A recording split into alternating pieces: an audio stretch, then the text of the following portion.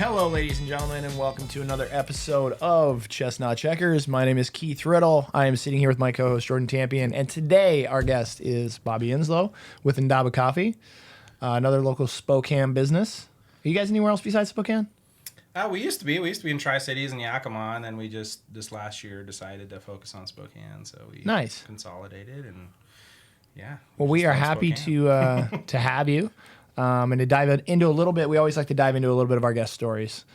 So talk to me a little bit about Inaba. First, I always ask you, are you a Spokane native or transplant? Yeah, I grew up in Spokane. I'm a Balboa, Salk, North Central kid. Oh, yeah. Balboa, Salk, North Central kid. Yeah, no, I grew up in Spokane, Balboa. My dad had me late in life, and so he used to joke and call me the oopser. And, The oopser. I'm going to start calling my youngest kid that, dude. I have one of those. I got an oopser. So, yeah, I was the oopser. And so he retired, from the Air Force 23 years. And so this is where he landed. He had to pick places to go, and then he'd never been to the... Had he been stationed here? Had he been at Fairchild? He'd never been to the area. And wow. He was stationed in Korea before.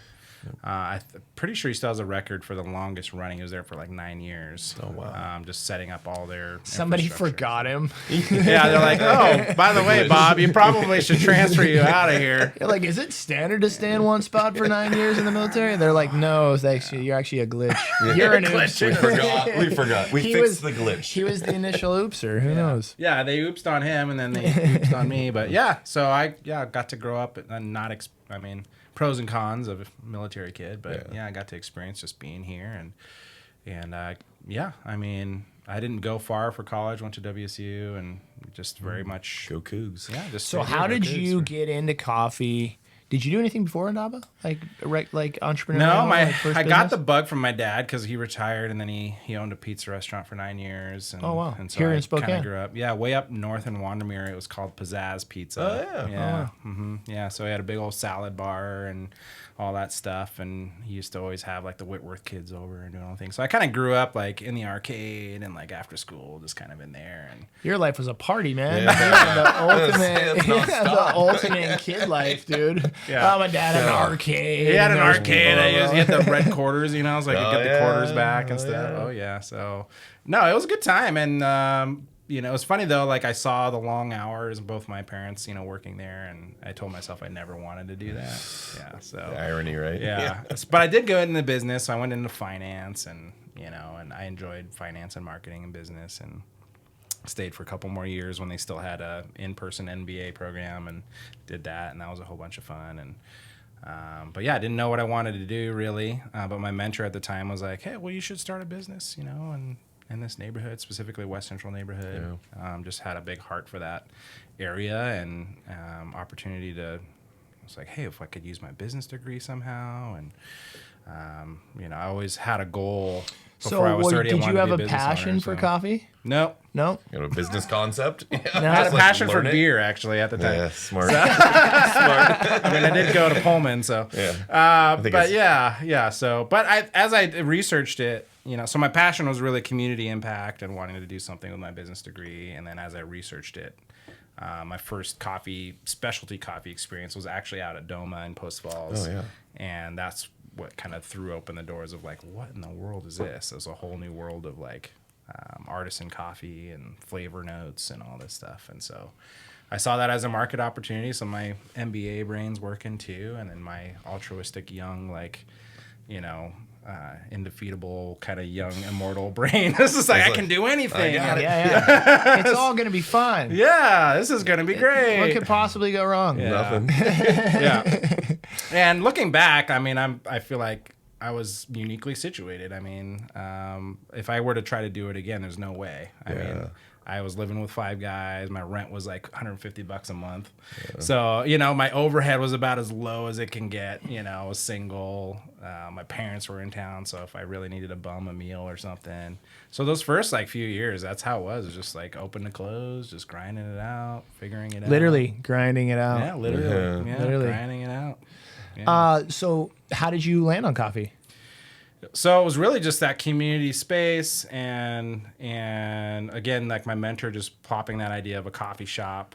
Who was your mentor at the So time? Dave Wilkinson. Okay. Oh, Yeah. And so Dave was like, hey. What was that relationship like? Like, how did you get him to mentor you, or do you just call him like a surrogate mentor? Well, or he was my youth pastor in middle school. Okay. And so I've known him since 7th grade, really, or 6th grade. And then, and then he ended up being really involved in planning a church in that neighborhood. And then now he does a lot of just counseling. He's got a master's degree in counseling and mentorship and that kind of a thing. And so, but he was the one that was just like, yeah, you should do something, with your degree. And That's what I'm going to start calling my counselor from now on, my mentor. That's a better way to put it. It definitely levels them up for sure. Yeah. Dave's a cool guy. Yeah, We did backyard. He owned the church right across the street, and so we kind of partnered on a lot of the cleanup efforts. I still remember the 3 days before we closed on the backyard, there was a stabbing in the parking lot. And they're like, do you want to close? I said, of course. It's just a stab. And I'm like, wow, back to the young and naive, right? Now all of a sudden that red flag would be like, nope, we're retrading that thing for sure. Yeah. But literally, and then Matt and I got that one going. It was like the first one, but Dave was doing his stuff over there. So really cool. His community focus, I think, sometimes gets overlooked just because, how much he does. Yeah. But it's a big community piece. Yeah, I think that's the underlying passion. I was like, man, how can I have a positive impact? How can I do something good? Like when I was in Pullman, even like I was part of, I was a founding father of a social fraternity down there too. But it was that same like idea of like, let's start something new and fresh that can like be a positive force. And at that time, the Greek system was like, Pullman was the party capital of the world. Late '90s, early 2000s. Literal dumpster fires, and so I was like, man, what would it look like? What years were you in Pullman? 2002 to 8. Yeah. Okay. So Nice. yeah, the guesser, Thanks, guessing. Yeah. Jason did. Yeah. So we got one Rose Bowl or two in there, know. So, but and so is that just that passion of like, hey, like what if we went in and started a fraternity like, with the values. And so the year that we chartered, we won Greek Week, like philanthropy grades, like we were top everything. It was crazy. And it was kind of a wake up call to the community of like, yeah, like if you did this thing right, according to the values that you swore to, like you actually guys could do some really good positive things. And so I just had that bug of like, man, like entrepreneurship, I guess, is really what it is. Like starting stuff, birthing things that are having impacts. And so I'm like a dog on a bone here, but I'm still trying to figure out how you landed on coffee. We will get to the bottom of this at some coffee point. part. No, okay. well, I drank a lot of coffee. High margins. High margins. I drank a lot of coffee. Coffee shops are just community hubs, and that's really what my passion was, like creating a community hub. When I was writing the business plan for coffee, I did meet with like Don Higgins was the community director at the time, West Central community director, and he's just like, I just got back from a conference, and one of the identified needs was a coffee shop. Yeah. So there was just a lot of like doors opening of like, coffee shop, and then even the building that we're in, the nonprofit that built that, they're like, yeah, we want a coffee shop. So it was just like, okay, I think a coffee shop is what I'm supposed to do. Yeah. And so that ended up being that first thing. And then falling in love with coffee. Really, at that time, it was Stumptown out of Portland was like the vibe. So it's like, so I took a trip to Portland, did the whole like Stumptown, like Portland coffee scene, and so that's what, after that experience with Doma of like, wow, this I'm going to have to check out Stumptown next really time I'm good. down there. So this is so funny because really I good. like literally just opened a bag of that like yesterday, and I was asking my wife's from Hood River, and I was like, where's this Stumptown thing? She's like, you've never heard of Stumptown? I was like, I literally found out about it yesterday. No, that's funny. It's so good. They had like the red stripe bottle, and then they have the cold brew. It was like one of the first cold brews I'd ever done, and it is. It's really good. It was like the first, like, it was kind of a big sense of pride for Portland for a minute, you know, and then it grew to the point where they ended up selling out, and then all of the, Portland hipsters, like, boycotted it, but they succeeded. The founders Did fine. he ended up, I don't remember that. That's a whole nother conversation. I don't want to dive that direction, but there's some psychology about that, right? Like, I don't people get, because whether it's breweries or cop, like, it's weird. It's like, well, they sold out. Like, I'm not drinking anymore. Like, you drank it for 10 years. Yeah. You drank it for 10 years, and the owner sold it. And like, now you're like, does it taste different? That's a Legion, right? Weird. They get one of the biggest I was about to say brews Legion, bought. Then they literally went out to one of the best other breweries if you're in Seattle is Cloudburst, one of my favorite breweries, and got bought. And then now they're like decommissioning all the plants. They're consolidating the whole thing. So weird. And so I think it's just that people think it's that hyper local, hyper piece of it. And I always think with your coffee one too, you were ahead of that curve though, right? So you had the drive-throughs on the pad sites, but there weren't a lot of like go sit down and make coffee a hub for that community, because I really think the Brick West concept came from, we can't drink coffee at 3. And so, but this community piece of like, I got to pick up an investor at the airport. Where are you going to take them? And so that was what I envisioned with Brick West when we did, was like this just community piece. Right. But really that's led because coffee did it first. In a lot of ways. Yeah. So when I was first writing the business plan, like, so the original goal was like, I want to create a community space. Can coffee be a sustainable model for that? And then identifying that third wave movement was just starting. So I don't know if you've heard of like the third wave coffee movement. No, I have not. So basically, first wave would be like your Folgers, Yeah. U-Ban kind of stuff. And then your second wave would actually be attributed to like Pete's, but then like Starbucks kind of took it to the next level. And then third wave would be like the more independent specialty artisan, more focused on traceability, fair trade, organic, that kind of stuff. And so that was kind of the Stump Towns and the Intelligentsias out of Chicago. And then in California, it's got 1 million of them. But, and so the third wave movement kind of hadn't really hit Spokane yet. And so it was just starting out. This is a really interesting story, because I would have like totally pegged it the other way around. Like somebody who had a huge passion for coffee and like, you were like, I'm a coffee nerd. I used to brew coffee in my parents' basement when I was 16, and all I ever wanted to do was coffee, and I started a coffee shop. Like, I wonder how many places like Inaba or kind of this third wave that you're talking about, I wonder how many of them are more like your story. Like entrepreneurs that see a business opportunity and then just go, oh, a coffee would be a good solution to fill that whatever. Or if they're more like, I just was a hipster and living in San Francisco and loved coffee every day and started making like pour overs, and then all of a sudden it's like, I'm going to open my own shop, like. Yeah. There's probably a fine line in the middle, right? Because I don't know. like, I can't tell you to brew a beer. I can't tell you how to brew a beer. In my mind, it's like 80%. The passion and 20% of the entrepreneurs. I don't know, but the beer thing though, I feel like is just different because. But you like look at one of the big differences. Like I think a lot of coffee shops don't make it because they open on passion. And I was going to ask you more about how you come with numbers there, because you're turning tables, you're trying to figure it out. Like this guy right here, and a pint costs anywhere from 50 cents to $1, right? Yeah. So if you get it at the brewery, sells for $6.50, we make $5. It goes to a pub, make $3. Goes to a can, we make 50 cents. And I was like, so you can run that number, that scale. But I was like, what's hard though is you don't always get refills of coffee. Margin on a can of beer is like 50 cents. Well, aluminum's, and again, if you're listening to this, don't quote me on those, but get those percentages down. It's you're talking like that. When you start diluting it to like grocery level. Like that's what I'm talking about. If you bought this at Safeway versus at our tap house. Right. Yeah, absolutely. Your margins are going to be But one other thing I struggle with coffee is you don't get refills. So like this, you'll sit and a typical person doesn't drink one beer. Oh yeah, they'll drink right, and so you don't have to turn tables, you don't have to. Whereas it's usually twice the price, like $6 versus $3 for a cup of coffee. Right? And then you're promoting like a free refill or something, and it's like me and Keith go sitting there, we each buy a $3 coffee, and then we take an hour and a half meeting on the name of Chestnut Checkers. Whereas for beer, you're going to get a $6 pint and then maybe get a second one. So you're literally getting 4 times the amount of revenue than like a coffee shop would for the same amount of time. And then without a drive-through, like for your New Monroe location, that's what I was trying to figure out, how that survives without just sheer volume. Yeah. So, anyways, we don't have to answer that question yet. I feel like Keith really wants to understand Thank you. I am. I'm a nerd like that. But like you're doing a business plan, right? And your model is taking away what is probably the most efficient thing, which is a drive-through coffee spot. That's what makes it efficient. They're a box as big as this room, one employee. They're constantly have that traffic, no overhead. Oh, yeah. Your space, the Monroe one's beautiful. It's got overhead. You had 4 staff in there. I was doing the math on the staff alone, and I'm like, anyways, I couldn't pencil it. And kind of when I want to go back to one, because you kind of glossed over the paying $150 in rent and that of like, but I think a lot of people listening to this are starting business or in that piece of it. And I think sometimes you get so far along where everything's a Bobby the coffee guru, but you're like, no, we started here. What were some of those? Well, the big joke is my first year, my coffee sucked. I have an old regular.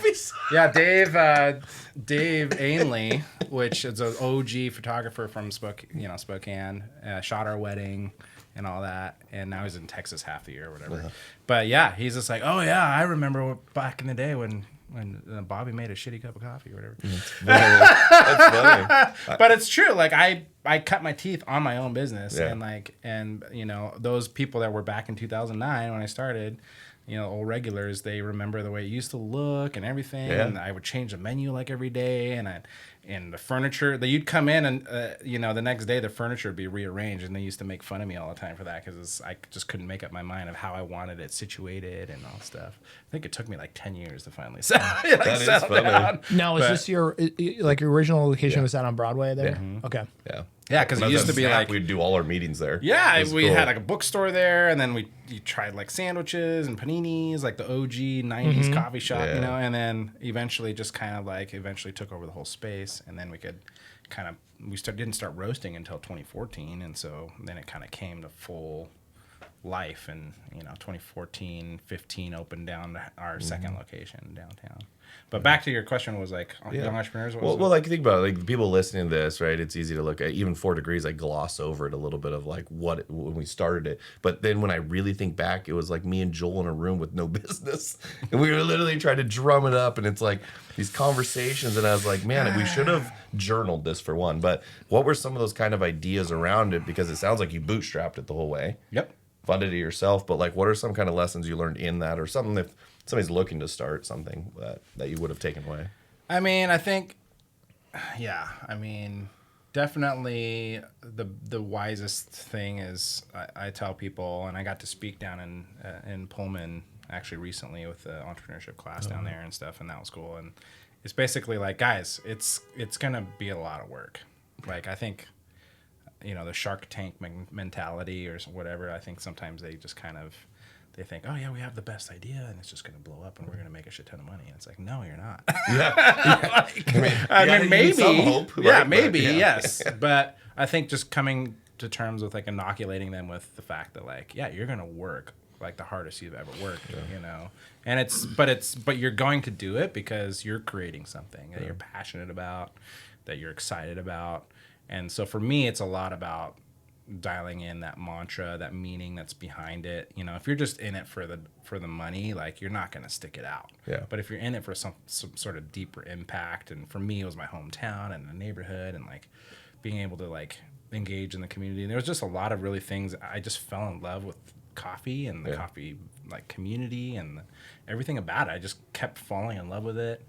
And it just kept me going, on those hard days where I was just like, man, I'm going to go, hey, Mom, I'm coming over for dinner, Right. So. How long did it take you to turn a profit? I would say at least my first paycheck was probably at least like 5 years, Yeah. Wait, what? Yeah, 5 years, yeah. Before I started actually pulling a check, So, I mean, I lived off of tips and stuff. Yeah.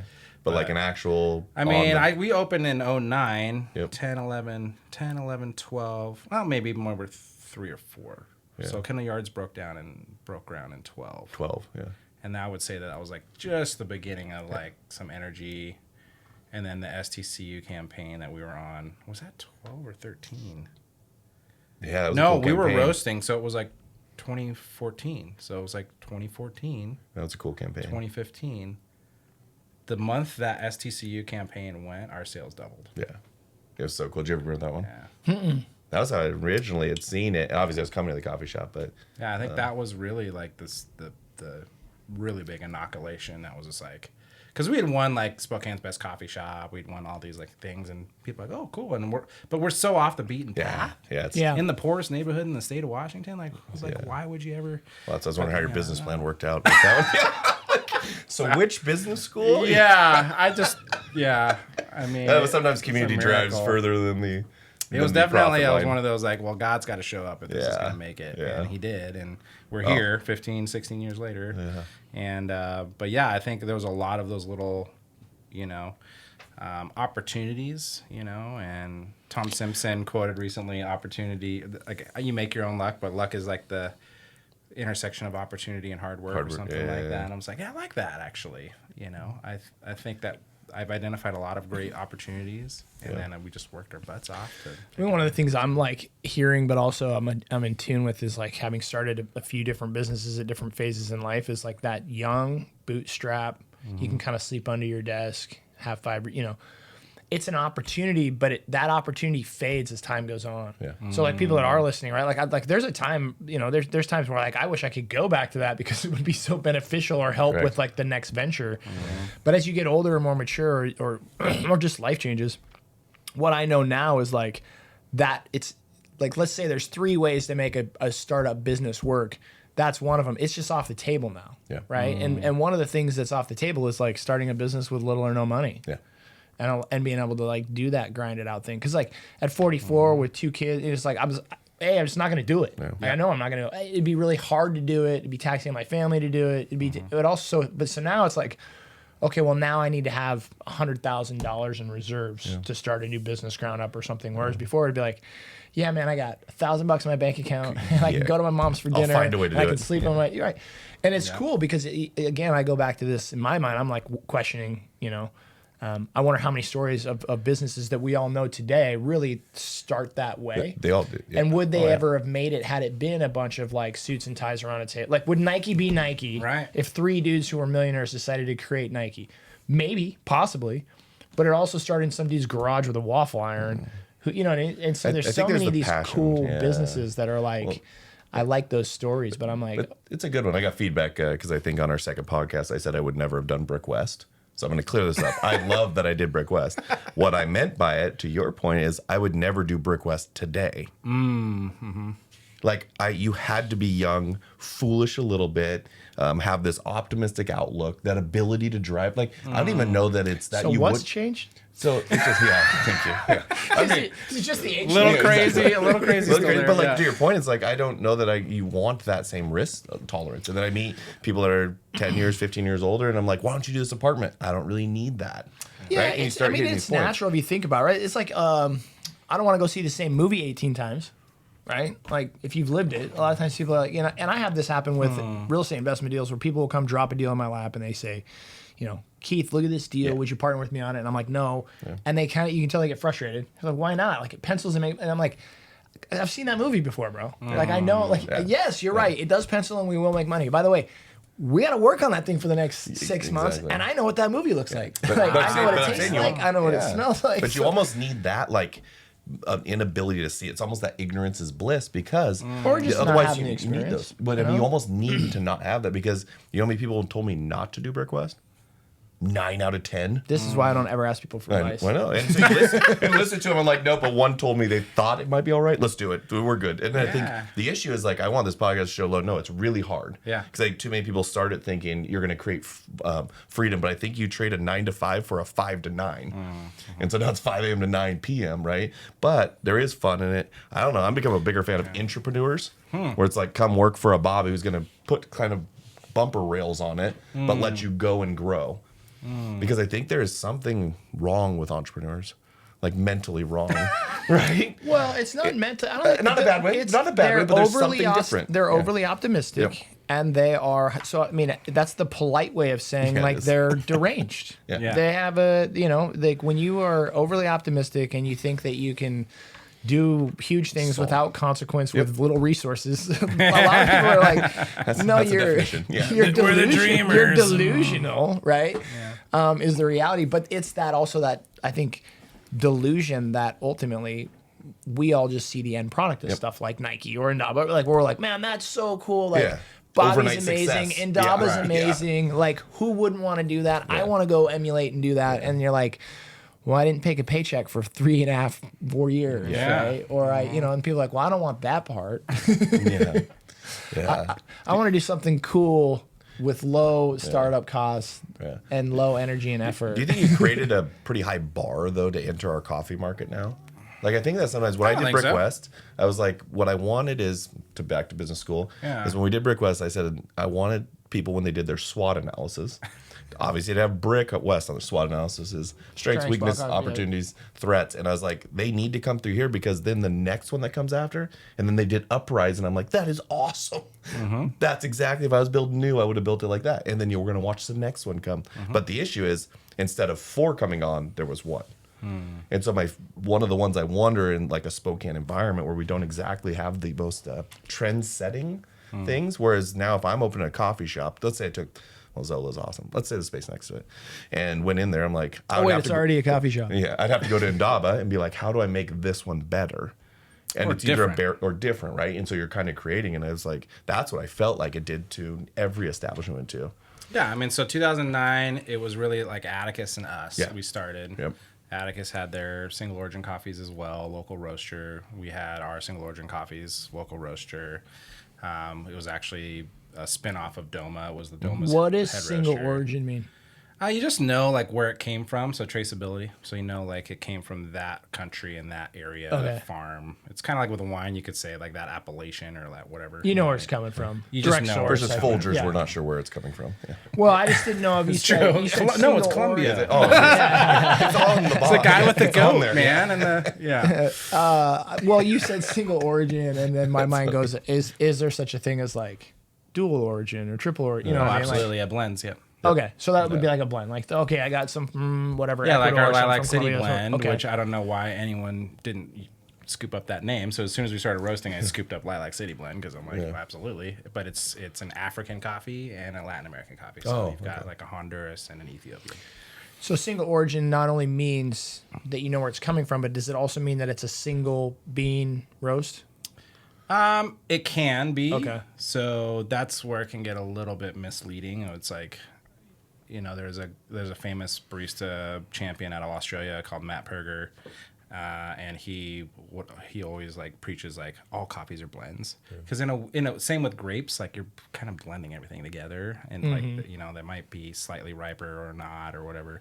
So with coffee it's similar, but even since I started now, like they're getting really, really, really good at like it's called varietal separation. So they're starting to separate species and varieties of coffee, and then they'll harvest just that.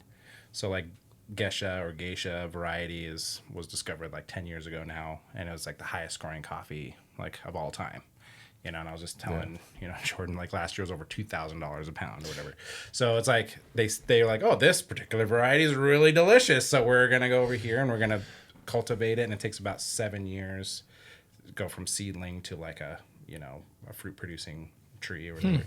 So, you know, now that geisha variety you can find not just in Panama, you can find in Colombia, Guatemala, like Gotcha. they've already propagated Different it in strains, other yeah. areas. Yeah. So but yeah, in terms of like you mentioning like is there more room for coffee? Like I remember an article in the Inlander came out, it was like 2012, 11 or something, but they interviewed like Four Seasons and the big players like Cravens, Thomas Hammer.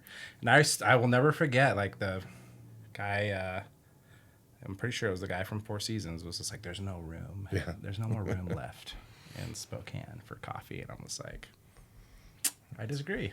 And like, since we opened, you know, OG coffee people remember, like, so we opened in Atticus in the 09-ish. Then right down the street, Core Coffee opened on Monroe. And they brought Stump down to Spokane. And then after that, Revel 77, way up. But they were like customers of ours that came to like our cuppings. And they're like, we'd love to. And they were more of the older, retired, has money couple. We just love coffee, and we would love to start a coffee shop. So they opened one up there, and then it just kind of went from there. Like it just you see more third wave kind of vibe.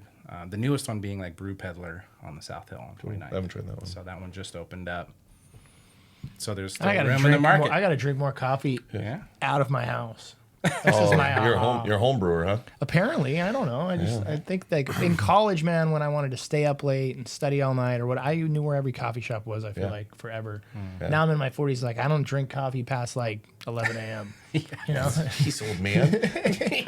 well, different people metabolize stuff differently, man. Well, you really I'm shouldn't always have like- more than 2 cups. Yeah. Like I try to limit it to 2. Yeah, and try not to do it after 3. Right. Like otherwise, even on days like so we have like on Wednesdays like yesterday we taste all of our coffees. So we're going through and we're tasting all of them, and like on those days I have to be careful. You get Take too jacked much. up. Because Get if all there's a jacked up. particularly really good, like we had, I think 3 different geishas on the table, and I'm just like, we're back to it. I'm like, okay, I gotta stop. That's funny. You know, but Does your average Indaba customer know the difference? Like I think so. Do you think so? Like, Yeah, do you oh, think yeah. they can distinguish between them? I literally had a random customer. She came down from like Deer Park area, Okay. and she's starting up a new event facility thing out there, a farm thing. She was just having a meeting at Monroe, and I'm just hanging out at the slow bar doing something. I don't know. And she's like, "Are you the owner?" You can just kind of tell. And I'm like, "Depends on who's asking." Like I don't know. Like Why? you know Bob, are you why? for Bob Enslow? Yeah. That depends. Is the toilet clogged again? Yeah. But then she's like, "This is my first time in." And it's like, what? Like, your coffee is phenomenal. Like, what is this? And so, like, it kind of, like, reminds me. It was like, yeah, our coffee actually is really good. Yeah. And people can't tell. Even if, like, she was drinking a 16-ounce latte, and she could tell. Yeah. Like, there's something different. You know, I think when you have good ingredients and, you know. Yeah, your employees do a good job, too. Yeah. Like, explaining it. Like, that's where our beer kind of took off, was when our employees knew how to explain the beer or the taste. And so. Yeah. I think there's just a huge resurgence to local, too. Yeah. Like, there is. You know, like, for whatever reason, like, I remember growing up I'm a child of the 80s, but I remember growing up in the 90s. And it was Starbucks. Everything was Starbucks, you know, and probably not if you were in the scene. But as a kid, right? Like, my envision, even my parents, like, we grew up rural, but I remember my parents, like, we go to church and then stop by Starbucks on the way home. And it was like, it's a treat for my parents and my kids. But I think nowadays everybody's like, I don't personally, it's like, I never go to Starbucks unless I'm in like an airport or something weird, right? Like, it's my only option. But like, I'm not seeking out a Starbucks. Not to pick on Starbucks today, but I feel like that resurgence to local, whether it's pizza or coffee or beer, it's like people drank enough Bud Light, man. I don't want to drink Bud Light. I want to drink Brick West Beer. But it's also better tasting. Like, this is the hardest part. Like, like, it's just a better beer. And I think it's not even the local element. It's just like the craft element, I think, is what really has taken over. It's just a better product, because I don't even know that I would like beer if I was just doing. Yeah. You know, random full transparency, when we started expanding to Tri-Cities and Yakima, like, our quality starts to, like, it gets harder. Because of what? Because you're just geographically spread thin. Your span of control, like, HR-wise, in terms of management and stuff, like, the hierarchy increased. And so, like, it's just really difficult. Whereas, like, the 4 shops, high and tight in Spokane, like, I can personally visit them. I see things that, I mean, I can try to train people to see them, but I see things that no one else sees. And so I'm able to quality control, make sure the ethos is there, too. Because a big part of it, cafes really is the ethos and the vibe and the... You know, the feeling that you get. Do you think it's you being there? So one of my best friends, Seamus O'Doherty's dad, Tim O'Doherty with O'Doherty's, he opened up a couple, but the one that does really well is downtown. But I think it's because Tim is there 4 days a week, and he brings them in. Yeah, for sure. I mean, I think that's there's a big definitely piece to local. And how many times do you see entrepreneurs build great businesses that either way get bought out or somebody else takes over and they fail? But it's like, it's so much about the person a lot of times, right? Like, and you talk about one of your OG clients, you know, giving you crap because your coffee was terrible initially, but how many times did they go down there to see you? Right? Like, yeah, I'm gonna go get another one of Bobby's shitty coffees. He's not gonna get better unless pre-Yelp, obviously. So, but seriously, right? Like, there's a part of that I think is I don't know. Again, when you're drawing your business plan, like, how do you weigh that out? Like this plan's gonna work because I'm gonna be there. You know, or maybe it's not gonna work because I'm there.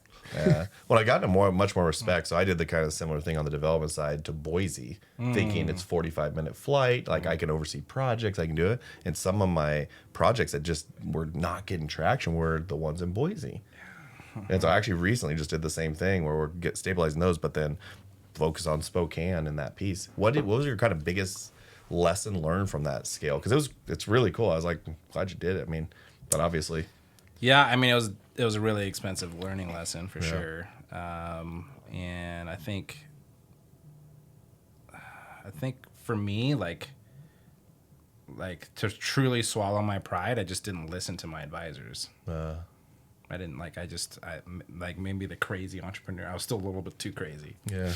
I was like, oh no, we could do it. Like, you know, like it's not that far. It's like, you know, like it's a drive-through. We get to build it from like ground up. Like it was just a dirt, you know, lot, and it was the highest traffic road in Yakima or whatever, and whatever it is, you know. It's Tri-Cities, but Oh, you're talking about you didn't listen to your advisors with the expanding. Got you. I thought you meant initially. No. And I was like, initially, I definitely was pushed to like start something. Gotcha. But with the expansion, that's what was their concern? With the expansion? Yeah, like what would they say? Just you can't be in 2 places? That was one of them. Was that one of them? Yeah. That was one of them. Yeah, for sure. Because the market's solid. There's good traffic counts, a good demographic counts. Yeah, all the numbers were there. It looks good on paper. And that was the thing. I think there was just this weird X factor of me. Yeah.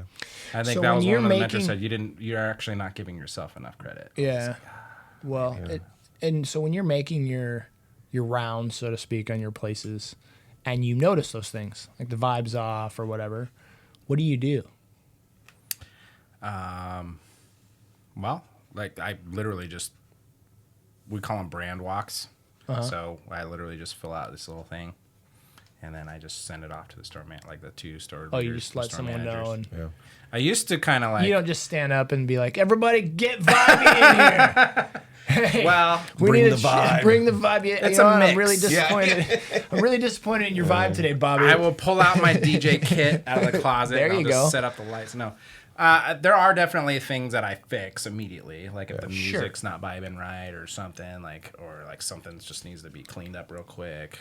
But then like overall, I'll usually, I'll kind of fix these simple things, and then I'll leave some sort of report with my team and just be like, here's some of the things we're seeing. This is why it's important, and then. And so we used to do that on a very regular basis, and we used to have to structure it more corporately when we had multiple locations. And I mean, at one point we had 1, 2, 3, 4, 5, like 5 or 6 locations. Did we have 6 locations? And now with the 4, I mean they run pretty smoothly, honestly. It's the new one on Monroe that's actually the one that's a big learning curve, because it's bigger, and like you said, like how do we dial in payroll so that makes sense? But it's also like I did push the envelope in changing the bar flow into a totally different vibe, and so we're trying something new. So the entrepreneur in me is still like, oh, I want to try something new. That's different. Still moving the furniture, I see. Yeah. Yeah, exactly. I went in there and changed it again. Did I'm like, he really? no, I know it. Nice. Yeah. Do you ever see kind of an innovation in that world of, so there's a new, I think it's called Griffin Tavern opening on my end of town on the West End, but it's all self-serve beer. Okay. Do you ever see one? Because a lot of times, the employee is important, right? I guess they help you educate, but post that, pick up the coffee. There's not a lot of interaction. Do you ever see a point where that is self-serve coffee? Yeah. And then you create the community in the space, and you have one person? Like, Yeah. is that, or is part of your ethos and growing is I want to build But that's the employees thing, and- bro. yeah. Like, so with Monroe, like, I went like full tilt the other way. Yeah, So you like did. when I was first building it, I was just like, I'm gonna put in checkout kiosks and like this shit, And I'm like, I'm so excited. This will be cool. But then like the more and more, again, like I was into Apple computers before it was cool to be. Like I was always the countercultural, like against the grain type of guy. And so for me now, that's like mobile ordering, like DoorDash, like everything is moving that direction where everything is disconnected with humans. And our core, and the thing that's interesting is going back to what's your core values as an organization. Literally our core value is to cultivate connection. Yeah. And so like that guides that decision. how is that like cultivating connection if like, oh, I want you to do this kiosk and not even interact with us. Yeah. And so like obviously it costs more, like, but it's also, I feel like, I mean, you see how busy it is. Every time I go in there, it's packed. busy. Yeah, I'm it's like, packed. what the heck? It's because I think people are starving for human connection. Yeah. I totally agree. I'm glad you said that. And I think that's so true. And I guess I don't know what the difference is between like when I travel and when I don't. Yeah. But like whenever somebody says like quick kiosk, like I think of travel, I'm like, yeah, that'd be cool if I was in an airport or like in a city where I don't know anybody or I don't want to connect maybe as much, Yeah. right? And I like get I'm in that. Chicago downtown for the day. I just want a cup of coffee and it's like, oh, I can go over here. Yeah. But in my own community, in my own daily life, though, I think you're right. I think people like, we joke about going to get another one of Bobby's shitty cups of coffee, like, but I would go to local spots up in the Garland area when I lived in Garland, and it was like, wasn't the best service. It was a little slower. It maybe was even more expensive. It was, it was like kind of like, but it was like, I just knew the person, right? Or you looked forward to like their smile, or you just knew that they were going to ask you, how your day was. And it sounds so weird, and maybe I'm just getting old, but I think that is, again, a really underestimated thing about, you want to win over a parent, like give their kid a sucker or do something, Like there was just little stuff like that. Well, like I when go you're get a building cup real of- brands, right? And like that's the key is it's not a transaction. I think it works for McDonald's, right? A Big Mac is a Big Mac is a Big Mac. But I think when you have to, especially craft, like that is part of craft, right? Is understanding what you're drinking and where it's from. And the hard part is I just haven't seen a crazy ROI on that. So for the ROI Like, that's for what I'm us, trying to the figure little out, like- behind the curtain ROI for us is like we're building the brand experience and so we're looking at lifetime customer value, right? So if we create a craft experience at our flagship cafe on Monroe, it's like the Apple store of coffee, right? So Right. like you're going and getting the experience. Like a majority of our growth, like our wholesale and our e-commerce, like 70% year over year growth. Our cafes are flat. like zero. So you're selling the beans. So right? You're it's selling the product. creating an engaging experience with our brand. We have customers like right now from out of town that will experience. They'll come into our cafe and they're just blown away by the space, the engagement, and the human interaction, the quality of the product. And then we have them for like sign up on our website, and we have them as customers for life. Like, we still ship to California, Arizona. So all over the place. where can people find your coffee? Like, do you have to go to Indaba to buy it? InabaCoffee.com. They can go to Yolks, Rosars, My Fresh Basket. What's the percent of your business that, and you don't have to, you obviously don't share whatever you want to, but like that's, and I can tell you our brewery one, but like in shop or online? It's shifting. I think it shifted about 3% tilted towards e-commerce. Yeah. So, because that makes sense. That makes a lot of sense then. So you're out of town, you're coming in NC State, you're coming to watch the tournament, go grab coffee, and you're like, I love this. Yeah. Well, now you make it at home, so the Keiths of the world would order it, comes to your house, and now you have that. But and without, we even have wholesale that partners that have come. There was a Olympic high jumper of all people. He came into Spokane for an event. He was just like, I was immediately blown away by your downtown shop, and then I looked at your website and your core values, and I fell in love even more. And then he calls me and he's like, I want to start up. I have similar values of community, hospitality, quality coffee, traceability, all that stuff. And I want to do it in Arizona. Oh, wow. And so now he has a mobile cart business on campus and stuff. And I sell him beans, and I do a little bit of consulting for him too, like if he has questions or whatever. But it's like, that's really what I'm amped about. Like people ask me, open up north, open valley, open south hill. It's like, I'm not opening up any more brick and mortars. Like for me, I'm passionate about helping other young entrepreneurs start up that have the ability to take the risk that I don't anymore. And honestly, like and again, the power of being a locally owned business, that's you walk in and the owner's there, and there's something powerful about that I can't recreate as I scale. So even if I open an Indaba everywhere, I mean, and Starbucks proved it. Like they're trying to backpedal so much, so fast.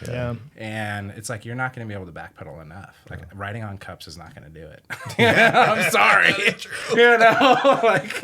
If anything, it's the opposite of what you should be doing because efficiency is like what Starbucks needs to do, and that's win at the efficiency game because you're not going to compete on the neighborhood.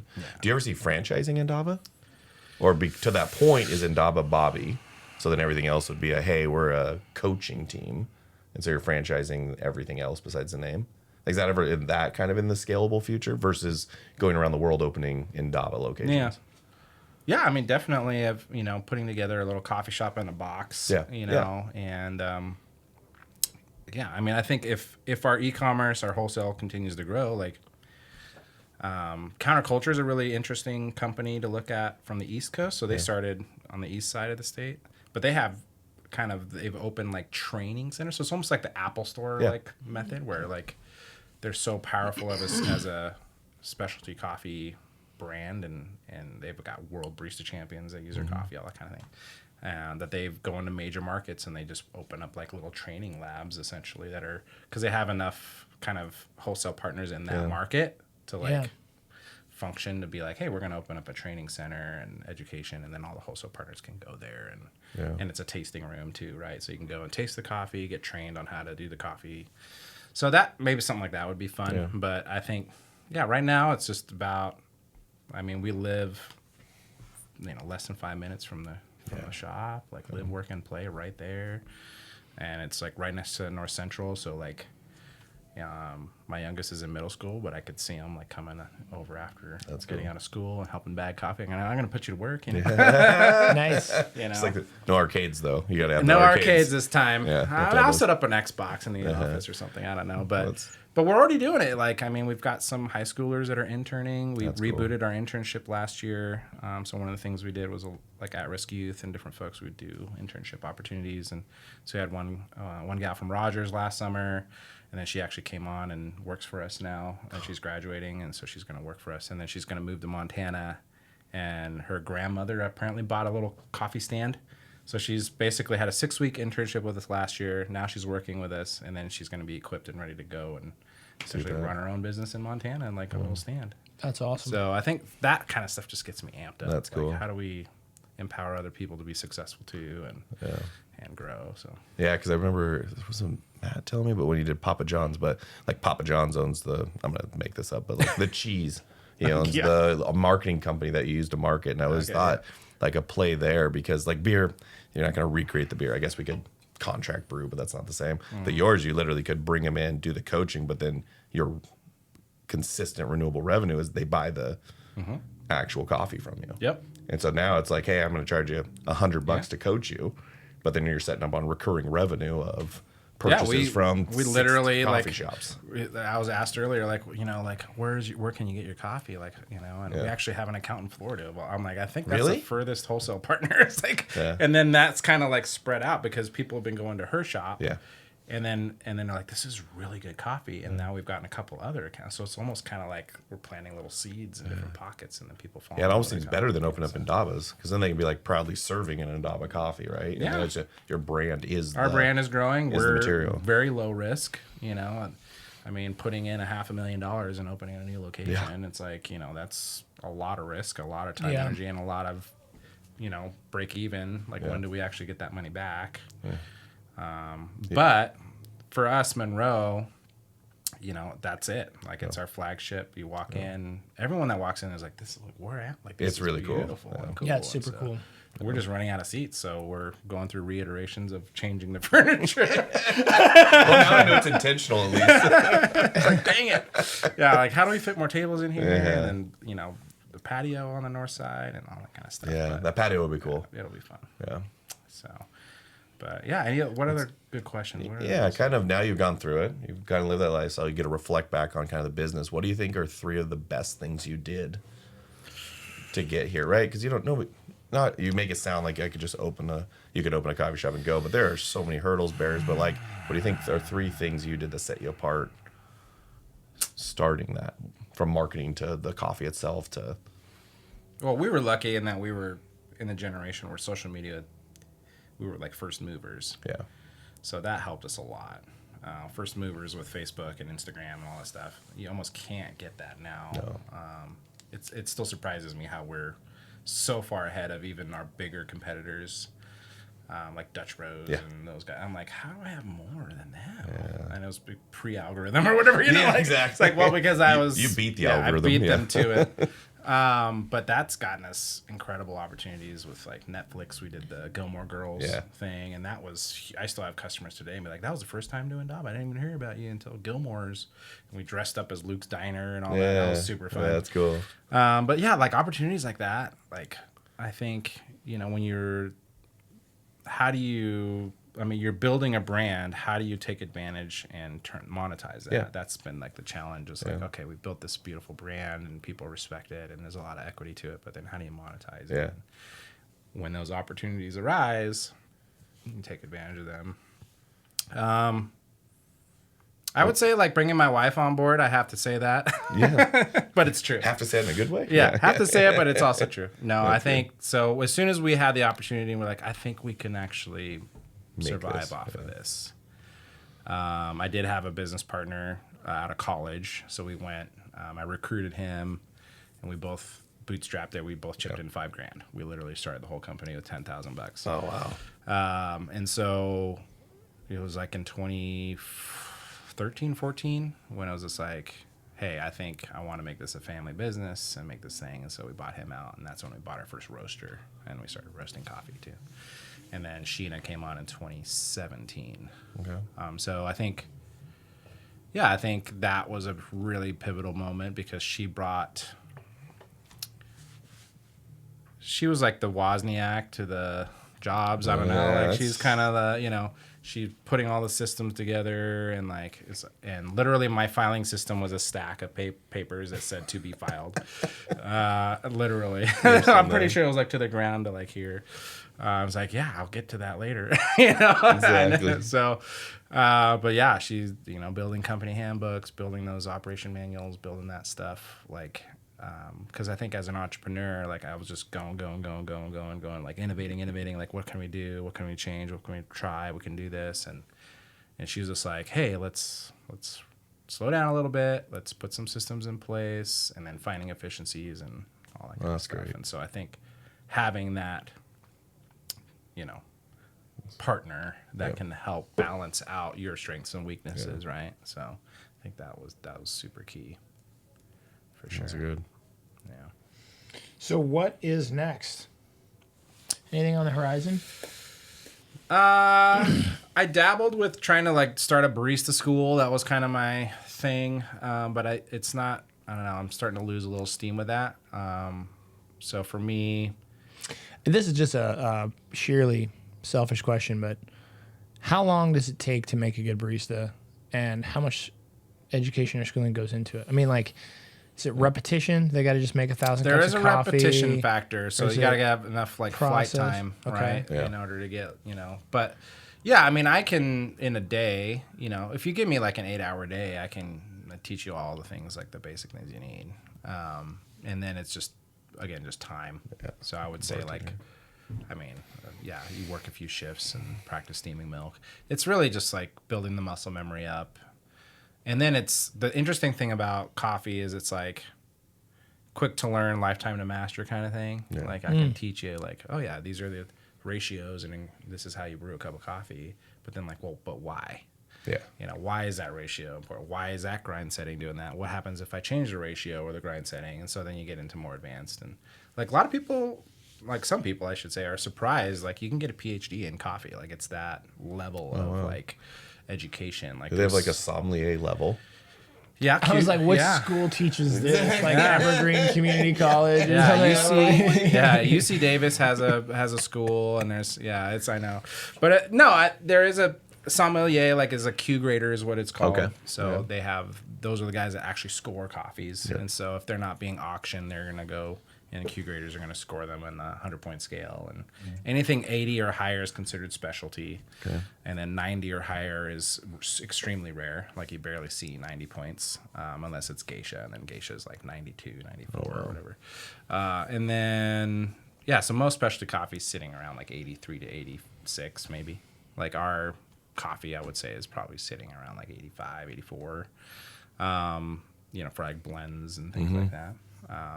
We did, just for shits during COVID, we're like, let's submit it to a third party and get it scored and cupped. And all of our single origins were 90 plus, which was pretty cool. To like, we have good coffee. That's awesome, That's very and then they were validating. like, we actually really like this one coffee. Can we feature it on our blog? So I was what's like, the secret there? Like, and you don't have to divulge secrets, but I'm you saying just like, buy good ingredients. Yeah, honestly. and then do you go into the lab and kind of play experimenters, like 20% this, 30% that, 10% this, grind it this way, grind it. Like, is it trial and error? I mean, like, Yeah. because that's saying a lot, right? Like, if all your coffees are scoring in the 90s, right? You're doing something gold medals. right. What would you just say is a little bit different, or how is that process happening? Well, one is we err on this. Well, we don't sacrifice like quality. So like our blends, like, it, like, especially when coffee prices are at an all-time high right now, it's really easy to be like, we're gonna get a grade 2 or grade 3. It's like, no, we've always bought grade 1, which is like the top, of the top. And quick overview, nerd me out on that. What's the Basically, difference? grade 1 is gonna have like the least amount of like any type of taints in the sample. So when they sample, they like will sample 6 cups and then they'll score them. None of the 6 cups have any taints in it, or Got it.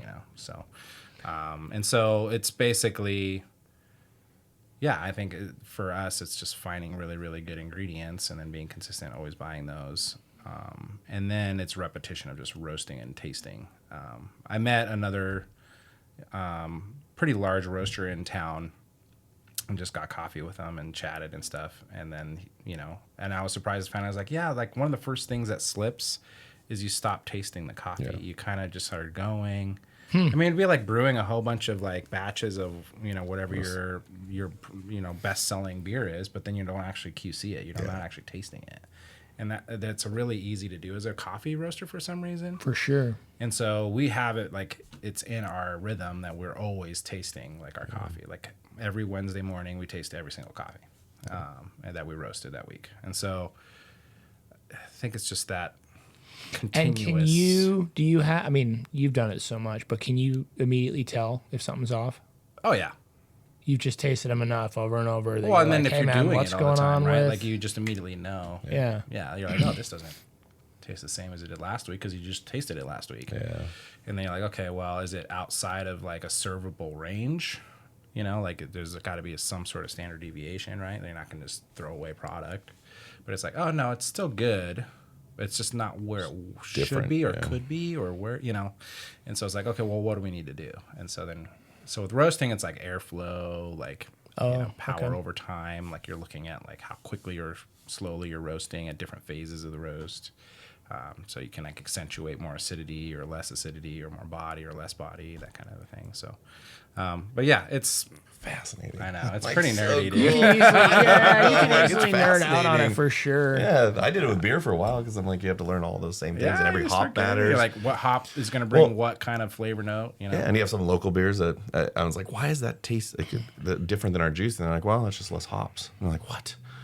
And they're like, yeah, it's just a volume number, right? And so you're trying to figure that out. Interesting. Well, yeah, and the thing with coffee that's tough is like with specialty coffee is every step in the supply chain has to be on. Yeah. So like the farmer, they have to selectively pick, so they're only hand picking ripe cherries. They're not cutting corners and picking underripe or overripe cherries.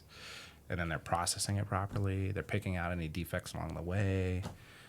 They're measuring it as well. Like the moisture content should be around like 11 to 12% before they bag it up and ship it. Otherwise, it's too much moisture, Moldy or not or enough. not, yeah. Exactly. And then we got to roast it properly. And well, nothing has to happen. Like it can't get tainted on the boat either. Yeah. So it's got to travel all the way here. Because it will taste different. If you go to the farm and taste it, and then you taste it once you finally get it, it'll taste different, which is crazy. Yeah.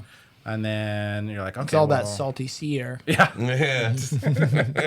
And then it's like you got to roast it right, and then all the way down to the barista. That's the craziest thing. Like at a brewery, like all you're doing is pulling a tap, but if the barista's not dialing in the coffee, so it's kind of crazy if you think Interesting. about how much It's true more team work. building, man. Like you got to have your whole crew Yeah. nailed. I guess I just assumed it was easier. I assumed it was more like brewing, right? Just get the product and just serve it, right? But you're talking, I mean, every step of that If could the make it shot's wrong. off by like Yeah. a few seconds, it's going to be really gross. Yeah. And Yeah. so it's like if the barista doesn't care. So that's the crazy thing. If you're spending like my last invoice for coffee was like $15,000. So it's like you're spending all thousands and thousands of dollars on this product just for a barista to be like, whatever, you know. And Right. I'm like, what? you know? That So doesn't that's the thing is like Sorry. coffee is actually really difficult to Yeah. execute at Right. a really high level. because people can screw it up for you. But it's like anything. I mean, Yeah. it's like driving a car, right? You can teach a 16-year-old kid to drive a car. It's a way different conversation if you're having a conversation in like a NASCAR pit at like halfway through a race, right? Yeah. Like they're like, "Hey man, this 6mm screw is too loose." But it's like anything. For a lot of people who drink coffee that drink Folgers out of a can, or they probably don't care. Like they probably are like, coffee's coffee, whatever. But you start getting into this world of people who appreciate coffee or enjoy coffee, or you take it to a higher level. Now it's chestnut checkers, right? Right. Hey, Exactly. like- Let's He go. brings it back into every episode of circling some that in. But you're looking at this whole game Yeah, different, 100%. you know, where Yeah. how you're sourcing your beans, how you're training your employees, like, Yeah. you know, put the love in there. Yeah. Put the love in there. I don't know how you say that to a barista. Has it been pretty easy to find the employee side? I mean, It's been fairly easy because Kind of there's a fun something job. sexy about Yeah. being a barista. You Yeah. know, you're like cool. You're like you know, super cool. Especially when you got the latte art down and you're cool and you get to wear kind of a cool outfit. and everybody's you know? usually in a good mood. You're kind of chatting. like you want to be in there and hang out and so we've been really spoiled that people are pretty cool and they want to give back, and we're pretty clear about like our values and our application, and people are like, I really loved your application. Like I also think for like a younger person, well, even an older person, it'd be a fun place to work, right? Like there's music, there's ambiance. Yeah, you It's meet not new too people. right? You're Like, doing something. I mean, right? Yeah, it's for me growing up, I grew up like we had to work on a farm, so it was like bucking bales. Yeah. But I remember like one summer, one of the kids, his name was John, but he didn't come back right the next year. And I was like, "Hey, where's John? What happened to John?" And they're like, somebody said they're like, "Oh, he works at that coffee shop now." And we were all like, "Damn, dude, he's probably in air conditioning." Right now, dude. He probably is like, you know, he's not itchy. He's not Exactly. John was sweaty. playing chestnut checkers. Yeah, let's be honest. exactly. Well, we were born into it. So we had no, like, you know, I could tell my dad, like, "Hey, Dad, I'm going to take a job in town." And he'd be like, "Yeah, sure. Yeah. After this one, yeah. Yeah. Okay. Have fun walking there." That's so good.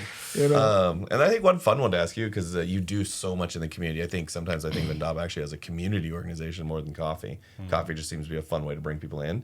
What do you see in Spokane? First question to that is, do you see it getting better?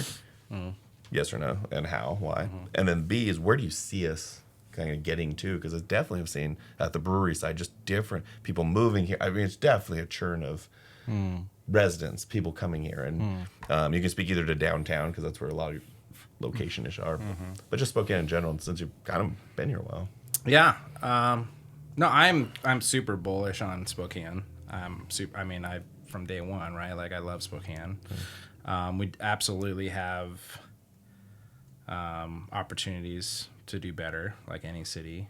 I think, homelessness has been the biggest topic as of late, and and then obviously also like drugs. But I mean, that goes as far back as I can remember, like drugs being a thing. And I know last year, I think we were the highest OD in the country, which was like a little bit of a shock and all. Like, oh, wait, what? I find that really hard to believe. Yeah. I mean, I think we're it's on track again. Yeah. I think it's just the fentanyl and stuff. And so, I mean, we were always a pretty high, I think it was meth before, right? How is it not higher in cities like major metros? Like, maybe they don't get fentanyl as easily. Once so Moses Lake, where I grew up, I mean, that's one thing they're dealing with now is drugs gangs, but it's because the I-90 corridor, I don't know if it has any transportation, right? And you can get north-south as easily as you can get east-west out of Spokane. So I think that I'm hopeful because the cool thing about being in a coffee shop is like it's like this watering hole. So you see all these people, and especially in the early days, like I mean, I almost knew everything that was going on. Like especially in Kendall Yards when it was just starting, all the conversations were at Inaba. So I heard I knew everything that was happening, and so but it's cool because you get a little slice into what's going on in the community. And the pulse that I get is that we have a lot of really amazing people in our city that are activating for the good of the city. Like, we have a lot of people that are like, no, we are putting our money where our mouth is.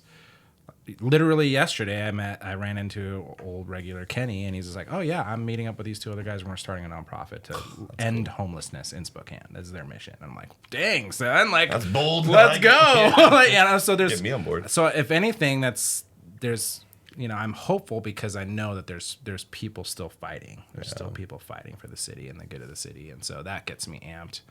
And I used to get really kind of bummed out because, I mean, my bandwidth is still taken up with my business, but just realizing that my business is for the good of the city too, and if I'm running my business well, and I'm employing people, and I'm encouraging, being philanthropic, and then encouraging other businesses being an example to other businesses is no, it's good to be philanthropic and give back to your city. The welfare of our city is our welfare, so it's we should all be working towards making the city better because it will come back around.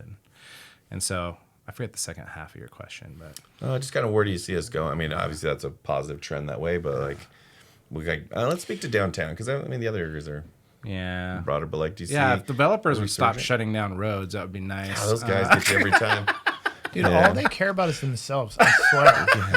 Whatever. I just think we need to stop that stuff. If we could get in front of that, I actually have a pretty fun announcement on that. I got to ink it first, but it could be a really cool thing. But yeah. So no, I don't know. I'm excited about downtown. I think honestly, there are some people that are, I don't know, sensationalize is the right word. Probably the right word. I think there's definitely people that are, because they interviewed me for the video that was played for a whole bunch of politicians and things like that. And when they were interviewing me, you could tell he was trying to draw it out. He was trying to make me bash downtown, and I was like, yes, there's been opportunities that we've, yes, there's been feces on our front door. There's people have stolen stuff and stuff.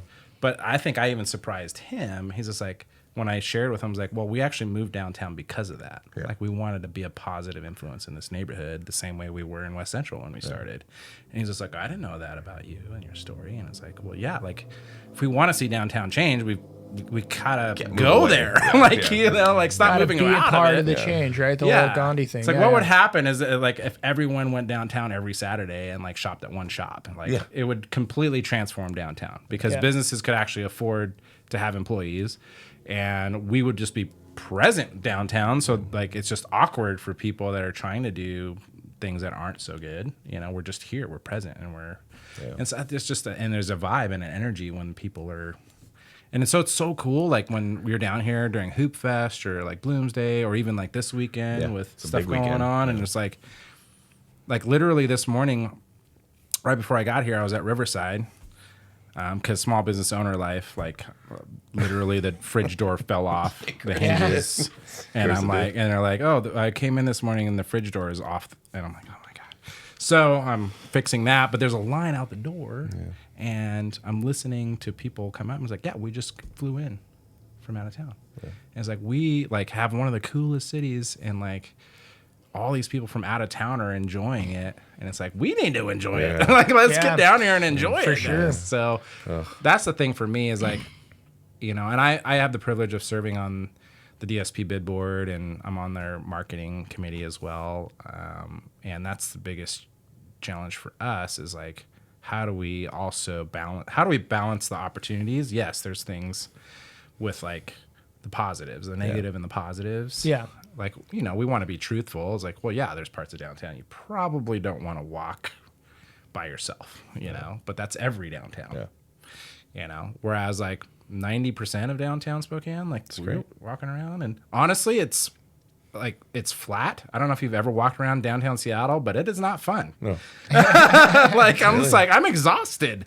But downtown Spokane, it's literally flat. We have this huge park that you can walk through. Oh, like, it's the best. It's amazing. And I think it's. We talked about this a couple weeks ago, but I think it's getting better. Like honestly, the post-COVID years there, like 21, 22. That's kind of for me that were the dismal. Yeah, set it back. But it seems like in the last 2-3 years, it's definitely getting better. The city's putting money in there. More people are coming down. But the other thing is, like, that's one of the reasons I love this podcast format. Selfishly, is just like getting to meet the Bobby Enslows or the Joel Barbers or the Tyler Laffertys or the, you know, like all these. But you guys all have very similar messaging, which is like that's true. It's hard. It's, you know, it's long hours. It's worth it in the end. And at the same time, you got to give back. You got to be a part of the community and get involved and do more than just whatever you do.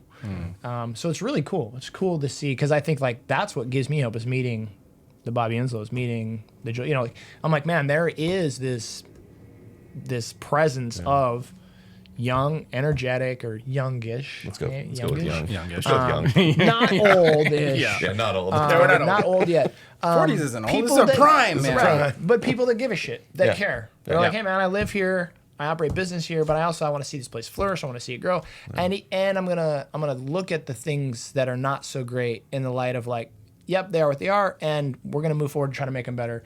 I think it's really easy. You know, with social media or with just today and age, it's like people like negativity, right? Like articles are negative, the news is negative. Like so painting that negativity, I think, gives a skewed view to people who, like I even include myself in it. But like if you don't come downtown very often, and I probably do more than most because my office is not, but then their image, right? Like you're sitting right now in Chattaroy, or you're sitting right now in Deer Park, or you're sitting right now in North Spokane, or, you know, in Liberty Lake, and your perception of downtown Spokane is like, oh, that place has really gone down. Because like all you're getting is like the media and the news and the things, and it's like, go down there, have a cup of coffee at Indaba, walk through Riverfront Park. It's actually pretty sweet, dude. Like watching that mist roll off. That's so cool. Yeah. So to me, that's the aha in this podcast. It's like, a hard one. Yeah, you're right. Because I was like, I did a spokesman review, and finally I just begged the question. I'm like, what would you guys post about if we didn't talk about homelessness? Yeah, like what if you had to write an article? Like, what's a major issue we deal with? And yeah, there's there's those pieces, but and I'm lumping those two together, the drug homelessness problem. But like, we actually have way more positive. It's just Bobby opening third location doesn't hit the news. It'll hit journal business real quick to the 30 people, and then after that, but the general population is like, nope. And so what they created was, now you see a homeless person, you think they're violent, and I'm like, could be furthest from the truth. And so I still think we have a perception problem. Yeah. But I think after that, it's like you're finally seeing people care. I always called us, it's a weird, we're like we're treated almost like a commuter city where people go to the lake in the winter or in the summer, mountains in the winter, and they come back for 3 months and care. And so we have a ton of these like, let's get this done, and then take off. And you're like, and then they come back like, nothing was done. And I said, yeah, no one's here. Yeah, everyone's gone. I think we have people here now. Yeah, I think we have people that care and the legacy and what they're leaving behind. And so I'm probably the most bullish I've ever been on it. Maybe not the general market, but like Spokane as a place. So the GSI just had their State of the Region, and they had these two guys from South Africa, which was insane. So Indaba is a South African word for gathering of leaders. I was going to ask you that, actually. That's cool. And so it's a gathering of leaders to discuss an important topic. And these guys literally are from South Africa. So I'm like, I have to be at this thing. And literally, they both represented both of the political parties during the apartheid and were part of ending it. And so they were just speaking of that. And one of the things that kind of connects with what we're talking about right now is this idea of like unified national pride. Because you have like this white Afrikaans community, and then you have like the black, native indigenous community that have literally been ravaged for 300 years, and it's like, how do you unite these people? And obviously there's a famous movie with soccer, to connect everything. Really good. Yeah, of course. And a good movie. Yeah, but it's that idea of like taking pride in our city as Spokaneites, and it's like we get to be a part of something that's bigger than ourselves. So if we're just living for if I'm just living for Indaba and I'm going to make Indaba the best like coffee shop in Spokane, and I'm just living for that, I don't think we would have been successful. But I think from the beginning we've been about the community and like how are we being positive and meaningful and giving back, and how are we creating ways to donating a meal with every bag of coffee we sell. Every first Friday we feature spotlight a nonprofit and like give back to them and just give a little bit of attention to the good that's going on in our city.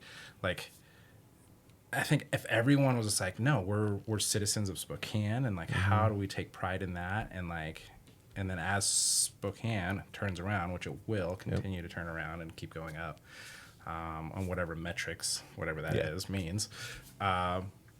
We get to be a part of that and take pride in that. And it's just going to make us a stronger and more united community. And we'll go watch those Velocity and Zephyr games. And we just hired a barista. Her name is Zephyr, dude. It's a sign. It's a sign. Yeah, so that is fun. Should get out to games. It's a blast. But it's all those pieces. I told you I bought tickets, man. I know. I'm excited. I did. I'm excited for you. You're gonna find a great experience. I don't know why I'm not invited to your private suite. We're gonna come to a game yet. Why am I even buying tickets to your? Actually, that's a good point. My daughter got to go out on the field. Actually, how it happened. George's you came like, out. You should come out. He's like, hey, Keith, how's your seat down there? I'll send you some food, man. Throw down. Hey. Oh no, it's some peanuts. It's cool, and I think that's probably Zephyr's the best example, right? I think that's what Spokane is. It's like you just got to get that core buy-in. My last game probably had 2,400 people, right? Capacity's 5, but I'm like, sweet, 24. You can build on 24, and then the 24 keeps showing up, and then you get 26. The 26 show up, and you get 20. And I think it's a momentum piece that COVID shut down. We had massive momentum. Yeah. COVID hit. 19 was going to be our... No COVID, downtown would have been completely redone. Yeah. Just on the pace, the conversations, the buildings. And so then COVID was just like this chopping block to it. And now we're trying to figure out what that profile looks like. And I think the biggest thing that happened that I think is best for us is we became a tourist city. We have become. And we're a good one. Like you're walking to your point. It's flat, super there's walkable. good restaurants, there's coffee, there's drinks, and so we had literally, I was walking over Brick West yesterday, and a group of 20, and they all had NC State on. And I was like, that's one event. And now what the big one will be is how do you connect those entities so every coffee shop knows these events are here. Yep. Every brewery knows, and then now you're running those promotions. And I think that's the time, right? I think of us now like a startup entrepreneur. Yeah. And we have these awesome people who built us an amazing foundation. And then it's our job now to continue to cultivate that. Yep. But I think there's a connectivity piece, to your point, that we don't have to work in silos to do it. Yeah, there's a limited number of buildings downtown. Yeah. But not opportunities. And so that scarcity mindset, I don't think exists as much as it used to. It's just that group that set the table is waiting for the next one to step up. That's my hope of this podcast, is we just keep creating that confidence, or that thing when you're on the fence and you listen to one of our episodes and it puts you over to go take that risk. Juniper Cafe or whatever just opened up. I mean, I get amped now. Yeah. I remember when Core first opened, I was scared out of my mind. I was like, how am I going to deal with competition? Yeah. But now when I see other cool shops open, that gets me amped. Oh, when Uprise open, you're just like, whoa, cool, another craft beer. Like, whoa, and so, but it adds to the vitality of the city. And it's serving another thing. Yeah, it becomes and it's like I take pride in like seeing like Derailer in Hilliard and like Brew Peddler on the South Hill and these places, and it's like. And it's really weird, but they kind of look at me weird when I go in there, and it's like, anything I can do to help you. Yeah. And that's completely honest, because when I started, I had no one helping me. Yeah. And I wish there was someone. They're like, yeah, the fridge door just fell out. Yeah, I agree. And I think that's also the difference too. Is I remember when I started developing, I would go ask him like, hey, how do you develop that? I'm like, yeah, we can't really tell you that. So then and most people would have at that point walked away and just been like, I just bought the building. I guess I'll have to figure it out. Oh, no, you're talking about that asbestos. Now I know what that is. Yes. And I think the difference though is there's this culture of collaboration now. Yeah. And I think the cool part is, what's that saying? If you want to run fast, run alone. You want to run far, run together. And so I actually see this resurgence of what we create here is going to be actually more sustainable because everyone would have contributed to it, not 5 people. Well, and it also goes without saying to some extent, like, but as you think about it, you know, I was downtown at Riverfront Park not too long ago, and we were walking towards the west end of it, and they have that, like, where the gondolas and stuff is. They have that little concrete you know, it's kind of cool to go down in there. Oh, whatever. They do yoga or whatever and all that kind of thing. Yeah. But there was some homeless or transient people hanging out or some, and a buddy of mine said, he's man, I don't know why they hang out down here. This not. I'm like, because you don't. Yeah.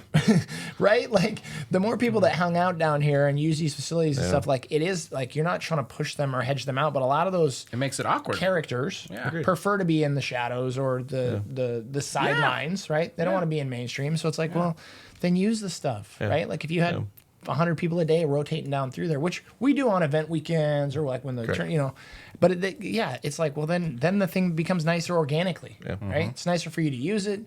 There's more people like you using it. It gets better taken care of, and you don't have to deal with that stuff. Well, that was part of my patent concept, right, of converting. Is like we need another 1,000 to 2,000 homes downtown, residences, right? Well, you can't tear buildings down here. They're historically preserved in a lot of ways, right?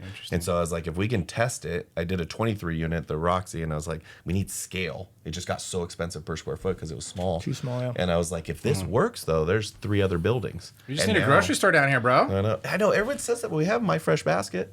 You know, right? So I got to. Anyways, that's a good topic for another. Because I'd love to turn the old Rite Aid, and someone had the idea last week at the committee meeting to turn that into Huckleberries. Oh, jeez. Well, yeah, that'd be great. Like a little satellite location. Yeah. The issue is Rite Aid closed because they kept getting basically shoplifted. So you got to find a. But if you were to build it from scratch and do it right, put all the and open it all up and do the things the way you should. But again, if we can put 1,000 houses, then anyone can do a map and be like, "Yep, this is what we need." And I think because people are living in the M building too, right? The M building's there. But like I was at Brick West, and we were down there, and I'm obviously live down there, so I see it all the time. But that's everyone's front yard. Yeah. So then, like you think about it, like Riverfront becomes the front yard, so all those spaces start getting occupied because the building's designed to stay in and then go out and enjoy the city. It's the coolest thing. Central Park or something. Exactly. Yeah. Exactly. And then use it like that. And I was like, I should do an interview on that one. I'm like the biggest proponent of living downtown because it's like on a Saturday, me and Logan get up, Whitney likes to sleep in, and I'm like, let's go walk over to not Hello Fresh. The donut place. Hello Sugar. Yeah. And so we go get donuts, and we're walking back to Centennial Trail. We stop on the playground. I'm like, God, when we lived 35 minutes north, it was awesome. Beautiful, quiet, amazing people. I'm like, never got up and turned on the TV. Yeah. And I was like, if people knew that was even an available option. Walkability. It's so cool. And so eventually it'll come out, but good answer. Well, Bobby, thank you so much, man. It's so good. Thanks for being here. So good. Man. That was great. Great to meet you, and maybe have you back again for another episode of, I don't know. You're gonna have to do something. Yeah. I know both Joel and Tyler, so we could do a whole banter session, move into the bigger studio. We should do a big one. That would be super cool. Of 5-6 guys, like a round table.